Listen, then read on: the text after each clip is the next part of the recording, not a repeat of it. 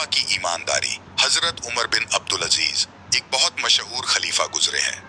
वह सरकारी खजाने को रियाया की अमानत समझते थे और उसकी बड़ी हिफाजत करते थे। हुकूमत के पास जो माल जमा रहता है उसे सरकारी खजाना कहते हैं। ये लोगों ही पर खर्च करने के लिए जमा किया जाता है।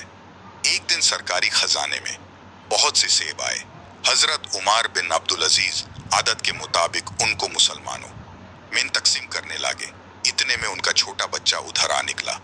वह अभी नादान था, उसे क्या पता था कि ये सब किसके हैं। अपने अब्बू मियाँ को तकसीम करते देख समझा हमारे होंगे, एक सेब उठाकर खाने लगा।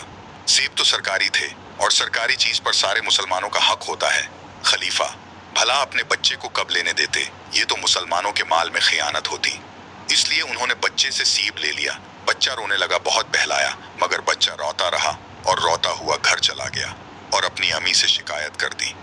माँ ने बेटे के आंसू पूछे और बाजार से सेब मंगा कर बहला दिया।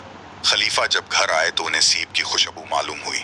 बीवी से पूछा कि घर में कोई सरकारी सेब तो नहीं आया है। बीवी ने कहा, सरकारी सेब तो नहीं, हाँ मैंने बाजार से मंगाकर बच्चे को खिलाया है। आपने उससे सेब ले लिया था, वो रोता हुआ मेरे पास आया। किसी तरह बहल नहीं रहा था, मैंने बाजार से मंगाकर बहला दिया। उन्होंने फरमाया किया करता, सेब सरकारी खजाने के थे। मैंने बच्चे से सेब इसलिए छीन लिया था कि एक सेब की वजह से अल्लाह मियाँ के यहाँ बेईमान न ठहरूं।